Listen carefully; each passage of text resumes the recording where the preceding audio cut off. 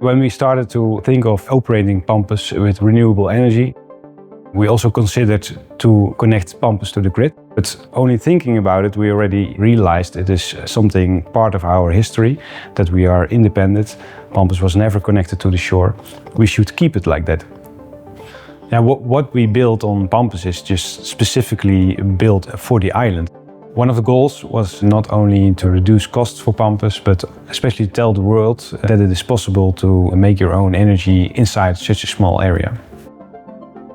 On Pampus, you're really connected to the environment. You feel the wind, you feel the sun, and you can also very clearly see that when there's a lot of wind, there might be less sun, and if there's a lot of sun, there might be less wind. It's really interesting to see that those two curves overlap, so we need both sources to make sure that we can operate 24/7. You are constantly busy with the weather, and that's the big challenge, and not only on Pampus, but worldwide. We need to find a way to store all that energy that we have on the moments that there is a surplus. My name is Martin. I'm an engineer and I'm responsible for all the technical systems on Fort Island Pampus. Pampus is part of the defense line around Amsterdam. It was completed in the end of the 19th century. As part of the defense line of Amsterdam, it was only operational during the First World War. For the soldiers, back in the days, it was very modern. At home, they just had candles. Pampus was equipped with a steam installation to operate the cannons. And they also had electrical lighting, running water. And we try to tell this story again, use this history with our new energy system. So we started with making a calculation on how much energy we should need. And of course, this is very difficult. You don't predict the weather for 10 years ahead. So you really need to make some assumptions. What we learned is that if you take everything into account, that to 95% it is all very doable to get enough storage for energy between summer and winter. Just this last 5% is very difficult. Then it gets really expensive. Once in a 10 year, you will have weeks and weeks of no energy. And if you want to make sure you have enough also those weeks, you need a very, very big storage. This last 1% is more expensive than the whole system maybe. On those moments, we just need to bring down our consumption. We need to realize that energy is not something that is always there, it's depending on the sources.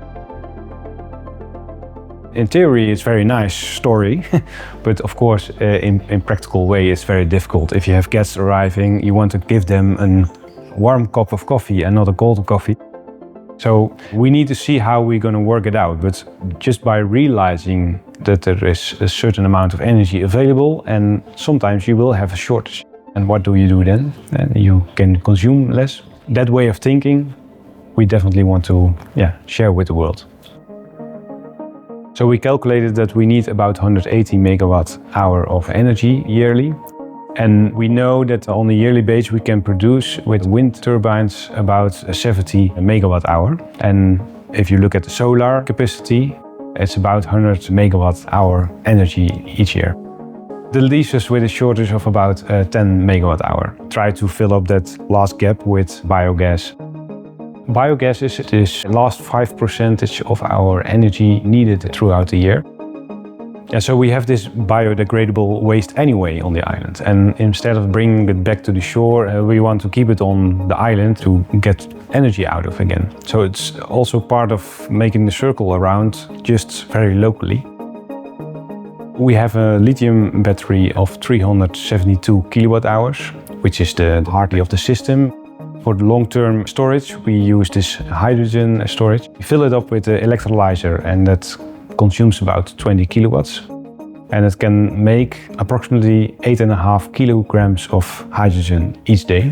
With a total storage of about 250 kilos, which is good for 8,000 kilowatt hours of energy. We can run on the hydrogen for about 1 week. For our heat demand, we have the heat pumps connected to 2 very big bags of water. In total, about 40 cubic meters of water, which we warm up in summertime. And in wintertime, we can distract all this heat energy stored in the water to warm up the buildings. On the other hand, we also have this waste heat from the hydrogen and the biogas, which we really want to use. We store it in big buffer tanks, which we use to warm up the buildings as well. The main difficulty about having such a lot of systems running is that they need to communicate with each other. And most of the systems are not used to communicate on a platform, or they are not used to accept interference from outside.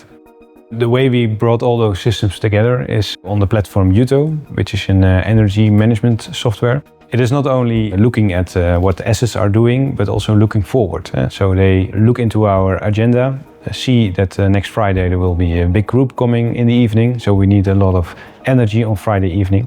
But they also see that it's going to be cloudy and there's not going to be a lot of wind, so it's really managing on the forecast. I think one of the difficult parts is that we are a heritage site. We cannot put solar or windmills everywhere. We didn't try to disturb the heritage in a way you might think, hey, is this historical or is it new? No, it's really new. You can see the difference. I think we also made some concessions. First we wanted to have 3 wind turbines, for example. Now there's only 2. In the end, I think it's all about the communication. So we really need to get in touch with the right people on the right places and explain what the necessity is of certain things. It's also very difficult sometimes with the law, because they are built for very big sites.